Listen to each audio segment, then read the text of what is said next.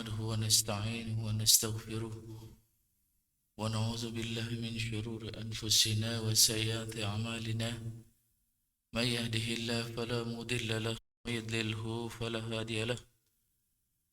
أشهد أن لا إله إلا الله وحده لا شريك له، وأشهد أن سيدنا محمدا عبده ورسوله. اللهم صل وسلم على سيدنا محمد وعلى آله وأصحابه أجمعين. يا أيها الذين آمنوا اتقوا الله حق تقاته ولا تموتن إلا وأنتم مسلمون. يا أيها الذين آمنوا اتقوا الله وقولوا قولا سديدا يصلح لكم أعمالكم ويغفر لكم ذنوبكم، ومن يطع الله ورسوله فقد فاز فوزا عظيما. صدق الله العظيم. Rabbi syrah li sadri wa yassir li amri wahlul 'uqdatam min lisani yafqahu qawli. Jamaah Masjid At-Taqwa yang dirahmati, yang dicintai Allah Subhanahu wa taala.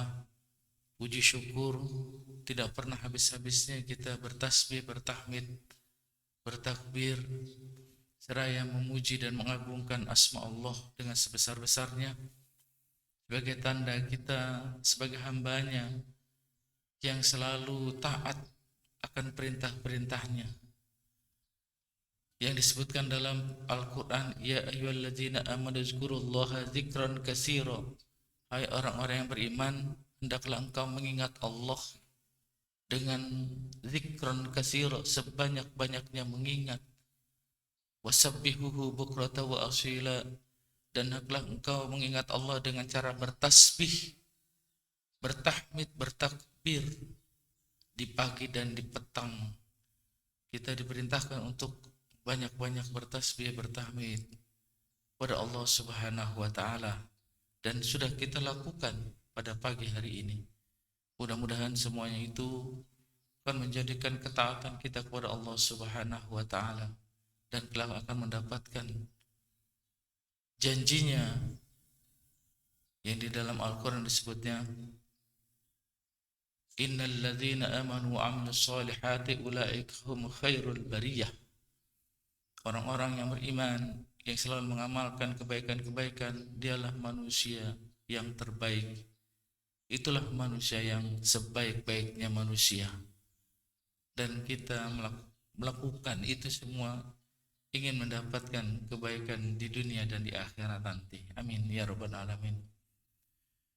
Pada kesempatan pagi kali ini saya mengangkat tema fikih dakwahnya ini tentang talbis iblis.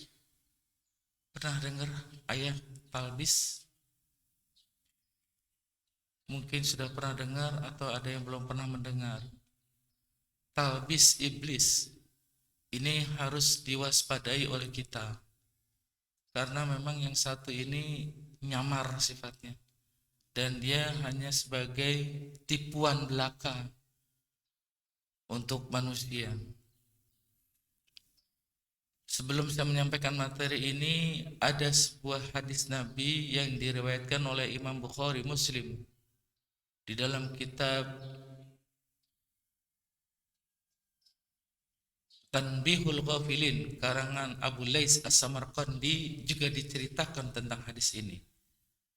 Suatu ketika Rasulullah mempercayakan Abu Hurairah untuk menjaga Baitul Mal yang di dalamnya ada makanan pokok umat Islam. Makanan pokok umat Islam dijaga di sebuah gudang. Saat itu yang dipercaya menjaga adalah Abu Hurairah yang paling banyak meriwayatkan hadis. Pada saat menjaga, Abu Hurairah itu ternyata menangkap maling. Malingnya ketangkap. Setelah ditangkap, maling itu menangis, sedih, bercerita kepada Abu Hurairah bahwa saya belum makan hari ini. Kalau saya mencuri, pantas saya karena pengen makan, nggak ada yang bisa ngasih makan saya. Akhirnya Abu Hurairah melepaskan maling itu dan dibawa hasil curiannya untuk makan. Kan salah. Walaupun dia belum makan, walaupun dia miskin, tapi caranya mencuri, salah. Kan Abu Hurairah enggak tega melihatnya, dilepas maling itu, dibawa makanan itu. Kemudian besok pagi Rasulullah tanya, wahai Abu Hurairah, bagaimana penjagaanmu semalam? Beliau menceritakan, saya menangkap maling ya Rasulullah. Terus malingnya setelah saya tangkap nangis, dia bercerita belum makan. Sehingga aku lepas. Kata Rasulullah, dia bohong. Besok malam balik lagi deh. Abu Hurairah cuma tercengang kalimat Rasulullah. Tapi besok malamnya Abu Hurairah jaga lagi, Pak. Ya, jaga lagi di kantor bulognya itu, atau boleh dibilang gudangnya itu, gudang Baitul Mal. Benar saja kata Rasulullah, malingnya datang lagi yang kedua. Orang itu juga ketangkap lagi sama Abu Hurairah. Kata Abu Hurairah, nah kamu lagi kan kena nih, aku tangkap, aku adukan sama Rasulullah. Beliau menangis lagi. Jangan Pak, jangan diadukan kepada Rasulullah, jangan. Saya punya anak, punya istri. Kemarin saya nggak makan, sekarang anak istri saya gimana mau makan? Saya pengen makan ini. Anak istri saya di rumah menangis. Abu Hurairah dengan bergelak rasa ibanya, akhirnya tiba-tiba datang lagi perasaan sedihnya Abu Hurairah dan kasihannya, dia lepas lagi. Dibawa tuh hasil malingnya itu. Sama maling itu dibawa. Kemudian Rasulullah paginya bertanya, wahai Abu Hurairah, apa yang sedang kau lakukan semalam? Apakah aman atau ada lagi maling yang mengambil barang itu? Kata Abu Hurairah, iya, orangnya dia lagi ya Rasulullah. Aku kasihan, sehingga aku lepas dia. Aku lepas, katanya istri dan anaknya belum makan. Sehingga dia membawa hasil makanan yang dia curi. Kata Rasulullah, dia bohong. Pasti kamu balik lagi dia besok. Benar, hari ketiganya Abu Hurairah menjaga lagi tuh gudangnya, gudang makanan. Hari ketiga datang lagi, ketangkep lagi sama Abu Hurairah. Kata Abu Hurairah, nah kamu lagi, sudah 3 kali kamu mencuri ini. Alasan kamu katanya untuk memakan kamu. Sekarang yang kedua untuk istri dan anak kamu mau makan. Padahal kan aku sudah kasih, sudah jangan mencuri lagi. Dan aku nggak bisa yang ketiga ini aku adukan kepada Rasulullah nanti. Aku bawa kau. Begitu mau dibawa, orang ini bilang, sebentar. Bagaimana kalau aku ajarkan kalimat-kalimat yang kalau kau baca kau akan selamat dunia akhirat. Ada kalimat-kalimat, rangkaian kalimat kalau kau baca, kau selamat di akhirat. Loh, maling ini ustadz ternyata. Malingnya ustadz banget ini. Karena Abu Hurairah yang ahli hadis saja sampai diajarin sama maling. Sebentar, kalau kau mengadu sama Rasulullah, aku mau kasih tahu satu amalan, kalimat-kalimat yang menyelamatkan kamu di dunia akhirat. Wah, Abu Hurairah merasa orang ini bukan orang sembarangan, pinter. Kata Abu Hurairah, tolong ajarkan aku kalimat apa itu. Akhirnya si maling ini bilang, kalimat itu adalah Allahu la ilaha illa huwal hayyul qayyum la ta'khudhuhu sinatu wala naum. Terus sampai ayat kursi dibaca, wa huwal aliyul azim. Ternyata maling ini hafal surat Al-Baqarah ayat kursi. Ayat kursi dia hafal, maling ini. Abu Hurairah bangga diajarin itu. Oh, kalimat ini sebelum tidur kata maling itu baca supaya saya selamat dunia akhirat. Ya sudah, karena kau ngajarin aku yang berharga ini, aku lepas. Besok paginya Rasulullah tanya, wahai Abu Hurairah, orangnya datang lagi kan? Rasul tahu itu. Iya ya Rasulullah, datang lagi orang itu. Ngajarin aku kalimat yang bisa menyelamatkan aku dunia akhirat sebelum tidur. Apa kalimatnya? Dia bacakan ayat kursi di depan Rasulullah. Abu Hurairah, kata Rasulullah, kalimat yang diajarkan benar, caranya salah. Kalimatnya benar, ayat kursi diajarkan kepadamu, tapi cara dia salah. Tahukah kamu wahai Abu Hurairah, orang itu mencuri sampai 3 kali kau lepas? Tidak ya Rasulullah. Dia itu iblis, syaitan, menyerupai manusia. Dia itu iblis, syaitan yang menyerupai manusia. Dan kamu kalau mengikuti dia, berarti kamu tunduk dan percaya dengan syaitan. Walaupun kalimatnya benar, ayat kursi. Ternyata setan aja hafal ayat kursi ayah. Katanya ayat kursi mengusir setan. Ini ayat kursi dihafal sama si setan itu. Subhanallah. Hadis ini diriwayatkan oleh Imam Bukhari Muslim.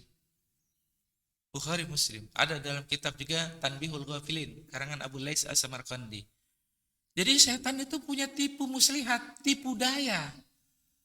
Kalau kata Ibnul Qayyim al-Jauzi, kata Ibnul Qayyim, bukan Ibnul Qayyim, Ibnul Jauzi. Kata Ibnul Jauzi, dia pengarang kitabnya. Ibnul Jauzi itu Talbis Iblis.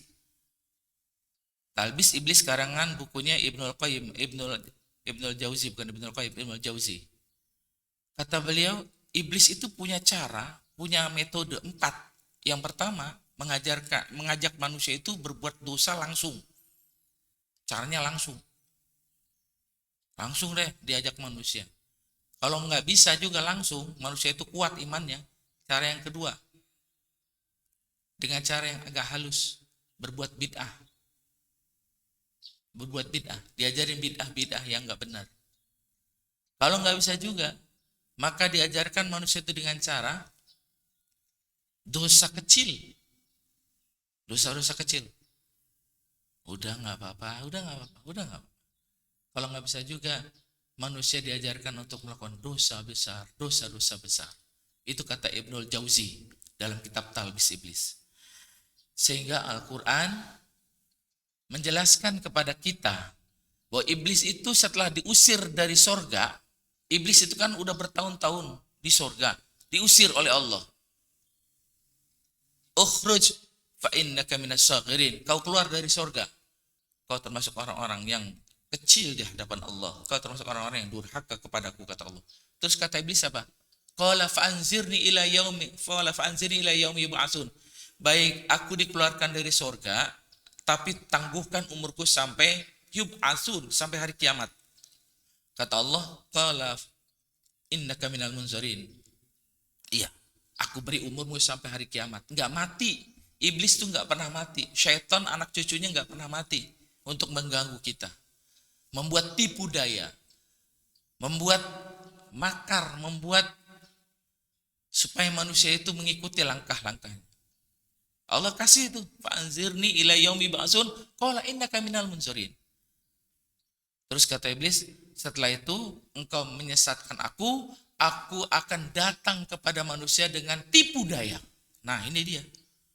Aku datang kepada manusia dengan tipu daya. Bagaimana caranya? La atiyannahum min baini aydihim. Aku datang kepada manusia dari depan. Wa an khalfihim.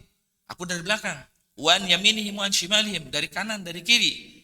Untuk apa? Walan tajida aktsarum syakirin, agar aku temui manusia itu, aku ajak manusia itu dengan tipu daya aku menjadi orang yang tidak bersyukur. Minasyakirin, agar tidak menjadi orang yang bersyukur. Nah, ini. Jadi kisah tadi, kisah Abu Hurairah yang dibohongin sama iblis. Abu Hurairah, sahabat Nabi yang banyak menghafal hadis, sampai kalah sama iblis. Iblis pura-pura. Lalu bagaimana dengan saya yang gampang ditipu dayain sama iblis, yang gampang dibuat rayuan iblis, sehingga banyak manusia yang jatuh dalam perbuatan dosa. Karena iblis udah bilang, saya nggak mau ada di neraka sendirian. Saya sudah dicap Allah untuk menjadi manusia yang durhaka, untuk makhluk yang durhaka, dan aku akan ditempatkan di neraka. Tapi aku diizinkan Allah untuk mengganggu manusia, memperindah manusia untuk ikut langkah-langkahku, kata iblis. Dan aku berhasil mendapatkannya. Udah itu. Nah, ulama akhirnya banyak menulis kitab yang berjudul Talbis Iblis. Ulama banyak yang menulis Talbis Iblis. Perangkap syaitan, ayah bunda. Perangkap-perangkap syaitan itu dibuat bukunya oleh para ulama. Yang pertama Imam Abu Dunya. Judulnya Makayidu Syaiton, perangkap syaitan. Kecil tulisannya ya. Yang pertama judul kitabnya Makayidu Syaiton, perangkap syaitan. Ditulis oleh Imam Abu Dunya. Bicaranya tentang tipu daya iblis, rayuan-rayuan iblis, sehingga manusia jatuh pada langkah-langkah tersebut. Yang kedua, Imam Ghazali menulis Talbis Iblis, judulnya tuh Talbis Iblis, tipu daya syaitan. Yang ketiga, Ibnul Jauzi menulis Talbis Iblis, tipu daya syaitan juga. Bukunya sama, tapi tulisannya isinya beda. Yang keempat, Ibnul Qayyim Al-Jauziyah. Nah, ini agak panjang judulnya. Ighasatul Lahfan min masyayidi syaitan. Ighasatul Lahfan min mayayidi syaitan. Terima kasih. Menyelamatkan orang-orang yang lalai dari perangkap syaitan.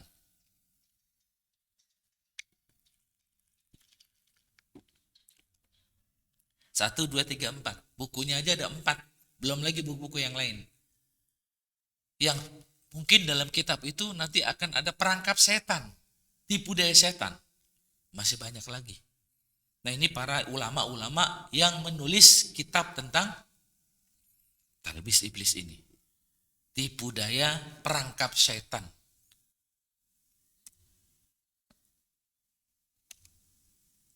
Nah, tipu daya setan itu apa aja, ayah bunda?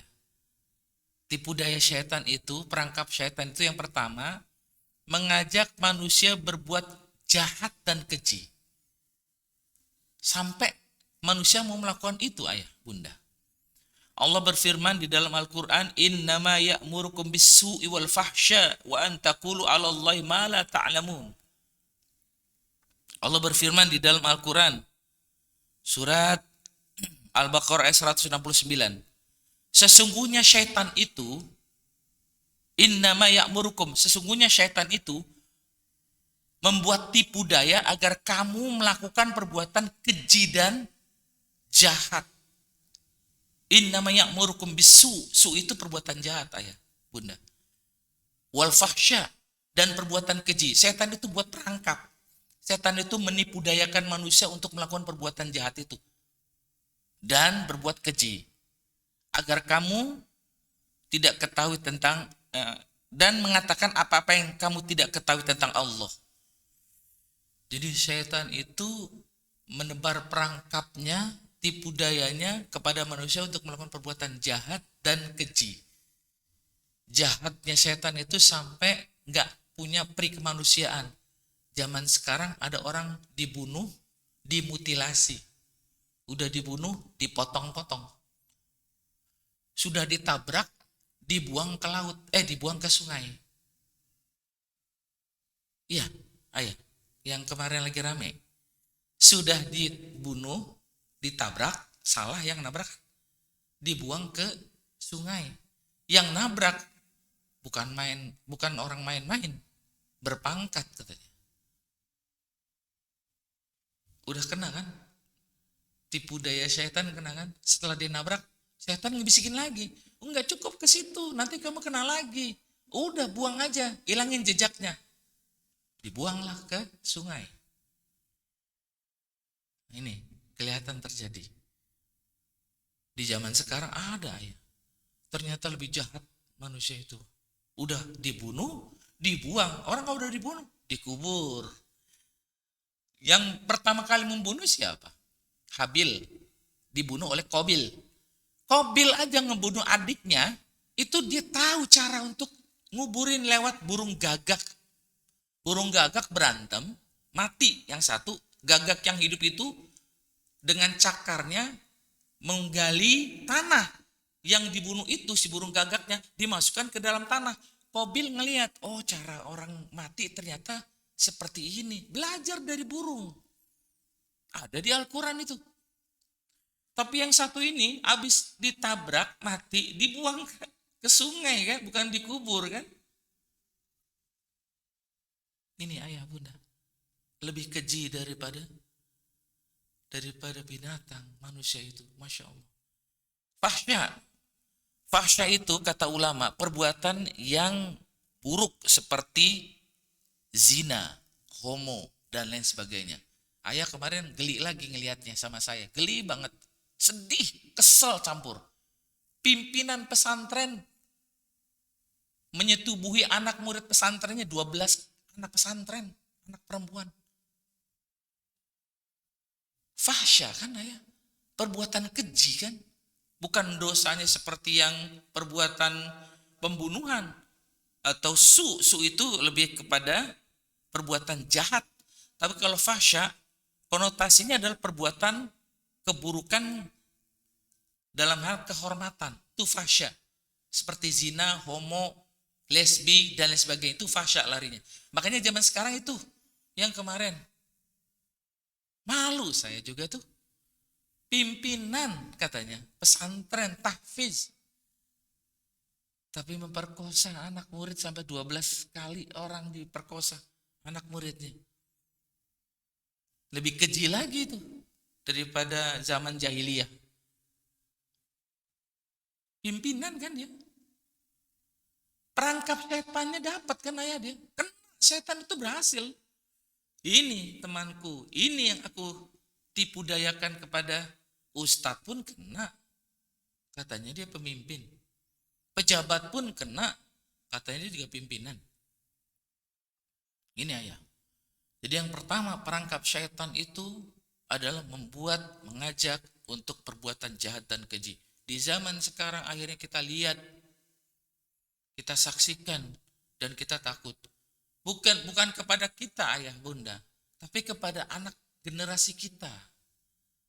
Anak-anak generasi kita, yang kita mungkin sudah nggak ada, mungkin mereka yang akan meneruskan kita. Nah ini yang barangkali setan berhasil mengajak manusia untuk perbuatan keji dan perbuatan kotor. Fahsya itu kotor dalam hal kaitannya dengan kehormatan.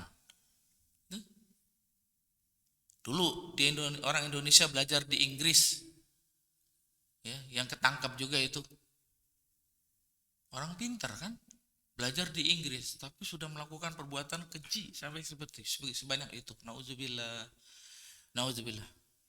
Nah ini, jadi perangkap setan itu berhasil. Setan itu membuat tipu dayanya. Jadi jangan dikira kalau udah jadi ustadz, kalau udah jadi pimpinan, setan itu nggak bisa menggoda. Justru malah bisa menggoda. Setan datang membawa bendera masing-masing ayah. Setan datang membawa bendera kepada pemimpin atau pimpinan, benderanya yang dibawa adalah ketidakadilan. Ditancapkan bendera ketidakadilan kepada pemimpin, maka jadilah pemimpin yang curang. Setan itu membawa perangkap bendera kepada orang-orang yang dermawan, orang-orang kaya. Supaya apa? Benderanya bendera bakhil, pelit. Orang kaya itu supaya jadi orang yang pelit. Setan itu mau perangkap ya, kepada para ustadz, para ulama, para orang cerdik pandai. Apa? Bendera itu dibawa ditancapkan katanya kepada orang yang pandai, cerdik, pandai agama, yaitu bendera tentang kesombongan, kiber.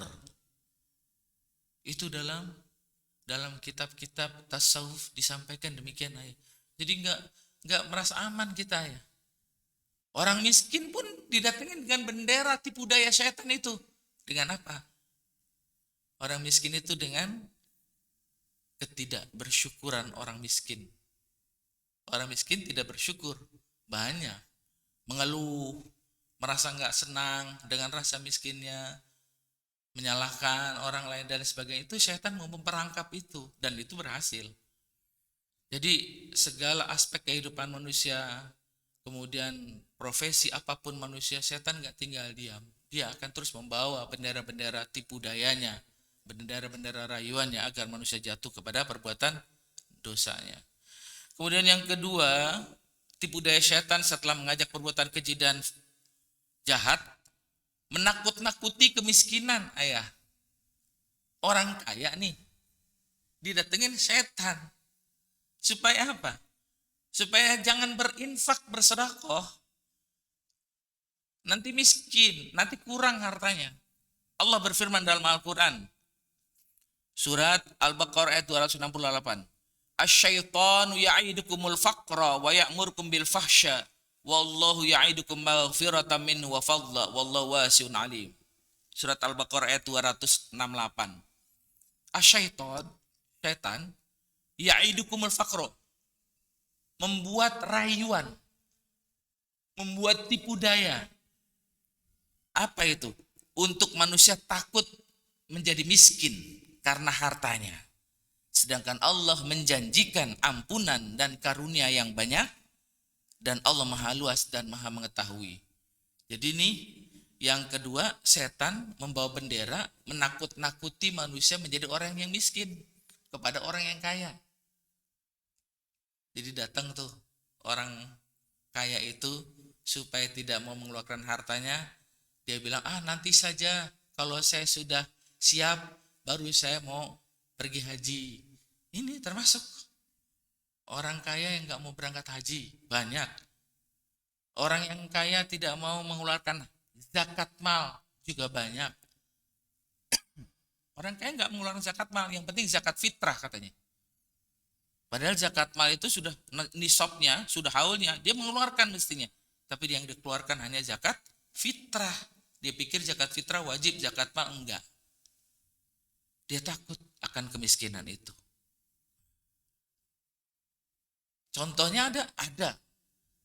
Contohnya adalah Korun, ayah bunda.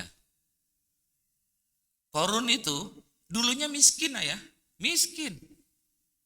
Zaman Nabi Musa itu masih saudara dengan Korun. Korun itu masih saudara. Makanya di Indonesia kan menjadi harta karun. Harta karun itu dari bahasa Korun sebetulnya.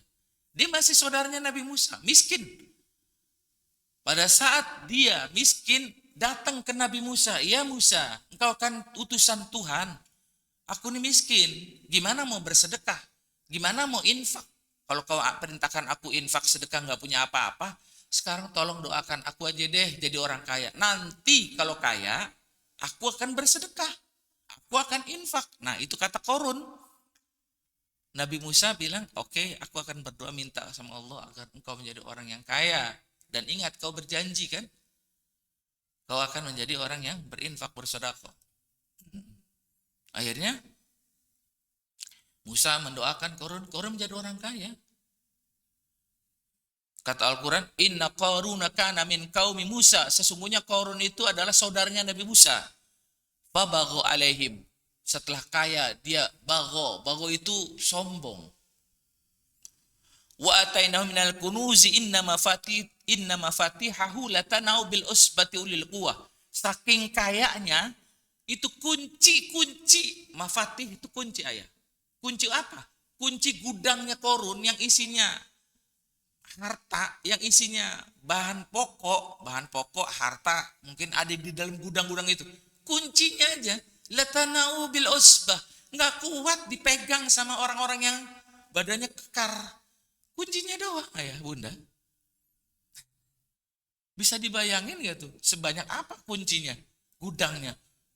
Mungkin seluas satu pulau Jawa kali gudang-gudangnya itu. Latanau bil usbah, nggak kuat diangkat kunci-kuncinya itu sama orang yang kuat badannya. Kemudian itu qala lau qaumu la tafrah innallaha la yuhibbul farihin. Kaumnya Nabi Musa sampai bilang, Masya Allah, itu kuncinya nggak bisa diangkat sama orang-orang yang tenaganya kuat. Terus kata Nabi Musa, jangan sombong. Sesungguhnya Allah nggak suka sama orang yang sombong, kata Nabi Musa. Jangan kau terpedaya dengan dia. Allah nggak suka sama orang yang sombong seperti itu. Ada dalam surat Al-Qasas ayat 76 ya, cerita Korun. Terus ketika didatangi oleh Nabi Musa, Korun, hartamu sudah banyak.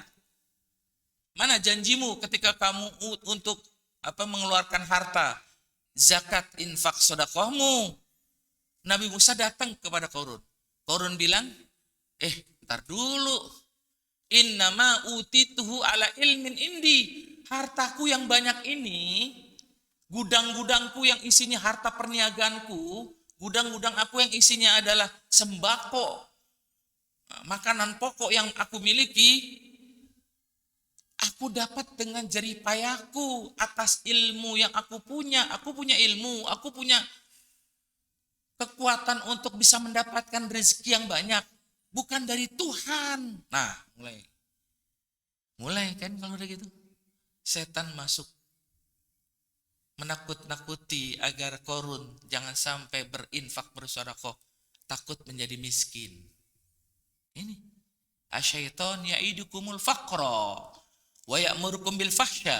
Setan itu menakut-nakuti agar manusia itu menjadi orang yang kikir pelit karena takut hartanya berkurang.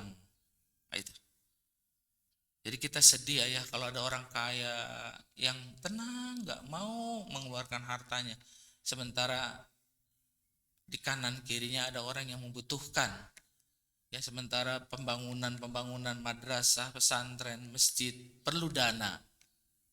Apalagi kalau kita lihat di negara kita yang korupsi besar-besaran, sementara banyak orang yang tidak sekolah, ada sekolahan yang rubuh, ada sekolahan yang nggak layak dipakai, tapi negara duitnya dikorupsi oleh orang-orang yang berbuat keji tadi, berbuat jahat. Tuh yang pertama mengajak perbuatan jahat dan keji. Jadi dia mencuri, korupsi dan lain sebagainya.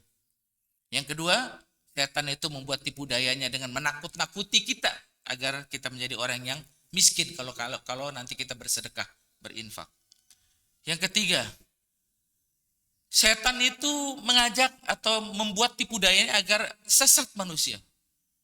Nggak ingin kita sholat, setan itu nggak ingin kita sholat, ayah. Kalau dia pergi sholat, setan tuh nangis sebetulnya. Makanya ada kisah lagi, ayah. Umi Maktum, buta matanya. Kalau sholat subuh jatuh 2 kali, ayah. Jatuh 2 kali. Jatuh 2 kali di tempat yang sama. Kemudian setan itu tahu. Setan menyerupa lagi jadi manusia seperti Abu Hurairah tadi. Umi Maktum ini sahabat Nabi yang kedua nih, yang suka azan sebagai gantinya Bilal. Ketika mau jatuh yang ketiga, dipegang sama setan tangannya. Aku antar kamu. Ke masjid kan? Mau ke masjid kan? Diantar tangannya ke masjid. Sampai di masjid, Umi Maktum ke masjid, tahu nih, loh, orang ini kenapa nggak masuk masjid? Ditanya, Pak, Bapak nganterin saya ke masjid, tapi Bapak nggak masuk, kenapa? Aku setan. Aku setan nih. Nggak mungkin aku ke masjid. Lah, kenapa Bapak mau nganterin saya ke masjid?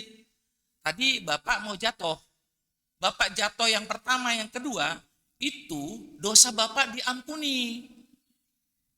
Dosa Bapak diampuni, jatuh tuh. Jatuh yang kedua, dosa keluarga Bapak diampuni. Sebelum jatuh yang ketiga, saya pegang tangan Bapak supaya Bapak nggak diampuni dosanya. Nah, tuh. Jadi kalau kita jatuh katanya Pak, untuk ibadah, Allah pun masih memberikan pahala buat kita. Tapi setan nggak suka kalau kita mendapatkan kebaikan. Nah ini, setan ingin menyesatkan manusia. Apa kata Allah? Alam taro ilal ladzina yaz'umuna annahum amanu bima unzila ilaika ma unzila min qablik yuriduna ayatahakamu ila taghut wa qad umiru ay yakfuru bihi wa yuridu syaitan ayyudillahum dhalalan ba'ida wa yuridu syaitan. Nah, kalimat terakhirnya nih, wa yuridu syaitan, dan setan menebarkan tipu dayanya, ayyudillahum, agar manusia itu sesat, dhalalan ba'ida, sesat yang jauh. Itu setan, ayah. Jadi setan itu ingin agar kita itu sesat sejauh-jauhnya. Nggak ingin setan itu senang ke masjid kita. Pokoknya kalau bisa nggak jadi ke masjid gimana sih? Kalau bisa nggak jadi haji gimana? Ditakut-takutin deh. Udah nggak usah haji, dosanya masih banyak. Nanti aja kalau udah tua pergi hajinya. Ditakut-takutin, disesat-sesatkan. Udah nggak usah ngaji lah. Ngaji nanti aja, belajar kalau udah tua.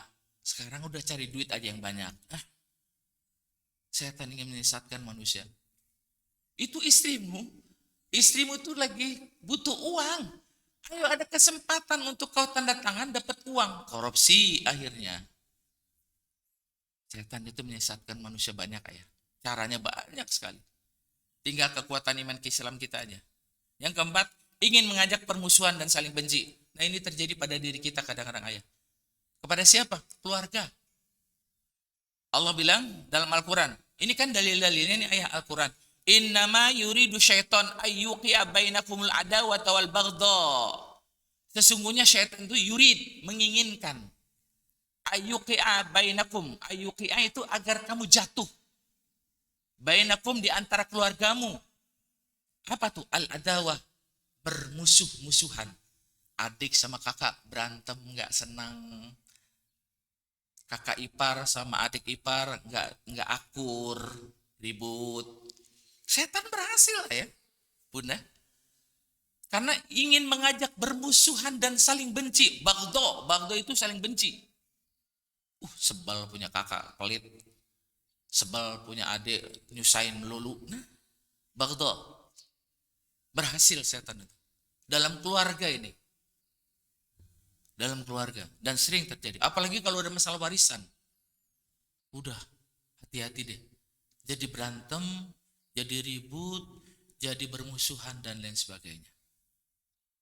Wa yasuddakum an dzikrillah wa anis shalah fal antum muntahun. Enggak cuma masalah keluarga, bermusuhan, benci dan lain sebagainya, tapi setan juga ada lagi wa yasuddakum, dan dia menghalang-halangi kita ya. An dzikrillah, untuk berzikir kepada Allah. Wa anis shalah, untuk pergi ke masjid salat. Setan tuh menghalang-halangi kita. Fal antum muntahun, agar kamu tidak sadar akan hal itu. Jadi kita enggak dibuat sadar. Setan itu berhasil membuat itu. Nah, mengatasinya bagaimana ya?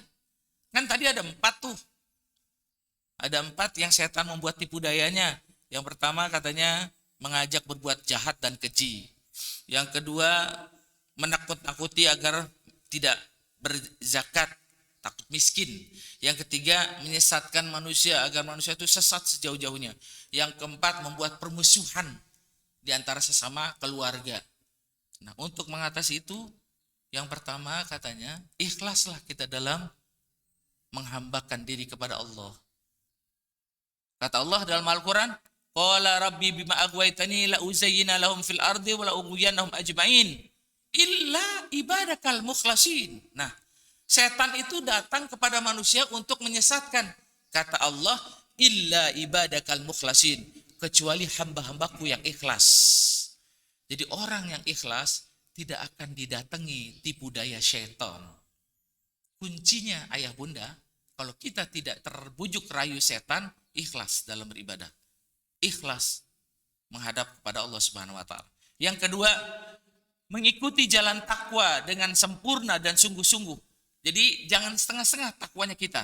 Allah berfirman dalam Al-Qur'an, ya ayyuhalladzina amanu udkhulu fis-silmi kafah wala tattabi'u khutuwati syaitan innahu lakum aduwwum mubin. Nah, ayat pertamanya nih Allah bilang, hai orang-orang beriman, masuklah kamu ke dalam agama Islam dengan sebenar-benarnya, sesungguh-sungguhnya. Islam itu jangan setengah-setengah. Saya mau sholat yang enak nih, cuma sholat maghrib sama sholat asar misalnya. Sholat subuh berat enggak? Saya cuma ingin zakat fitrah doang, nggak ingin infak sodakoh. Ini ngambilnya setengah-setengah. Pada kata Al-Quran, hai orang-orang yang beriman, masuklah kamu ke dalam agama Allah dengan kafah, dengan menyeluruh, dengan benar-benar sempurna, jangan setengah-setengah. Ini perintah Al-Quran. Kalau kita masuk agama Allah dengan sungguh-sungguh sempurna, maka kita akan menjadi orang yang terhindar dari tipu daya syaitan. Itu yang kedua. Yang ketiga, iltizam berjamaah. Ayah bunda, dengan iltizam melazimkan diri berjamaah. Jadi sering berjamaah, baik di masjid atau di luar masjid. Jangan sendirian. Kata Rasulullah, jika ada orang di desa atau di kampung yang tidak mendirikan sholat berjamaah, kecuali mereka telah dikuasai oleh syaitan. Hadis riwayat Abu Daud. Jadi di kampung ada 3 orang tidak sholat berjamaah, maka orang itu telah dikuasai oleh syaitan.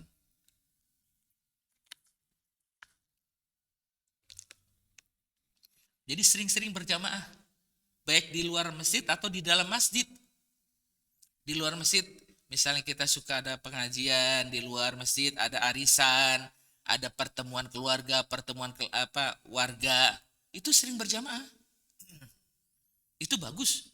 Karena kalau nggak sering berjamaah, khawatir. Yang kedua hadisnya, Sesungguhnya syaitan itu bersama orang yang sendirian dan menjauh dari dua orang. Jadi syaitan itu senang sama orang yang sendiri, bukan yang berjamaah. Hadis riwayat Ahmad. Yang keempat, membiasakan sholat berjamaah. Kalau orang udah sholat berjamaah, maka tipu daya syaitan, talbis iblisnya nggak bisa mempengaruhi kita, karena kita termasuk orang yang suka berjamaah. Kata Rasulullah, jika ada 3 orang atau 4 orang di desa, di kampung tidak mendirikan sholat berjamaah, mereka sudah dikuasai oleh syaitan. 3 orang, 4 orang itu dikuasai syaitan karena nggak mau sholat berjamaah. Jadi orang yang sholat berjamaah dihindari tipu daya syaitan. Hadis riwayat Abu Daud. Yang kelima, yang terakhir, sering minta tolong kepada Allah. Ayah bunda sering mengucapkan, iyyaka na'budu wa iyyaka nasta'in. Hanya kepada engkau aku menyembah, hanya kepada engkau aku minta pertolongan. Nasta'in, minta pertolongan. 17 kali kita bilang itu ayah bunda. Setiap sholat Fatihah nggak boleh tinggal. Nah, pada saat baca Fatihah kita mengucapkan wa iyyaka nasta'in, hanya kepada engkau kami minta tolong. Minta tolong itu supaya kita selamat hidup di dunia tanpa ada perbuatan syaitan yang membuat kita akhirnya terbawa tipu dayanya. Ini ayah bunda yang bisa saya sampaikan. Kadang-kadang materi tipu daya syaitan ini, talbis iblis ini, kita nggak sadar bahwa kita sedang masuk ke dalam perangkap syaitan. Apalagi yang namanya pejabat, yang namanya ustadz, ulama, yang namanya orang kaya, itu syaitan paling senang berhasil untuk bisa membuat tipu dayanya. Ada lagi satu syaitan ayah. Dalam kitab apa saya lupa ayah. Setan itu katanya akan diberikan mahkota oleh iblis, oleh rajanya iblis, apabila sudah bisa menggoda 2 suami istri bercerai. Ada tuh kitabnya ya. Kitabnya Syamsul Ma'arif. Iblis, ketuanya setan tuh iblis kan ya. Itu dapat laporan dari anak buahnya. Lapor, saya sudah berhasil datang ke manusia untuk bisa bercerai suami istri. Dikasih mahkota ayah sama iblis. Kau berhasil tugasmu, ini mahkotamu. Jadi iblis itu mendapatkan reward, mahkota dari ketuanya iblis, ya setan, itu dapat mahkota dari ketuanya iblis kalau sudah bisa memisahkan pasangan suami istri. Itu tipu daya juga kan? Itu juga rayuan iblis sehingga bisa bercerainya suami istri. Nauzubillah. Walaupun tidak dosa orang bercerai, cuma iblis berkata, aku berhasil mengganggu manusia karena beliau sudah bercerai dari suami istri yang sah. Nah ini ayah bunda yang bisa saya sampaikan. Kalau ada yang mau bertanya ayah bunda, kalau nggak ada berarti ayah bunda pahamlah insya Allah. Kalimatnya mudah dipahami. Silakan bunda, ada yang mau ditanyakan bunda? Ini tentang godaan, rayuan, tipu daya iblis dalam kita sebagai manusia yang harus beribadah. Insya Allah ayah bunda dan kita semua termasuk orang-orang yang bisa mengatasi, bukan menghindari kali ya. Menghindari kita pasti didatengin kan, tapi mengatasi cara bagaimana iblis itu membuat tipu dayanya, makarnya kepada kita. Kita sering sholat berjamaah, kita ikhlas, kita selalu iltizam, ya kan? Kita selalu minta tolong kepada Allah. Mudah-mudahan itu semua adalah penangkal agar iblis tidak sampai mengganggu kita dan menjatuhkan kita ke dalam perbuatan dosa tadi. Gak ada ya? Cukup ayah, terima kasih banyak. Mudah-mudahan ini bisa jadi pelajaran yang berharga buat saya dan kita semua. Mari kita akhiri dengan baca kafaratul majlis. Alhamdulillah, subhanakallahumma wa bihamdika asyhadu an la ilaha illa anta astaghfiruka wa atubu ilaik. Billahi taufiq wal hidayah. Assalamualaikum warahmatullahi wabarakatuh.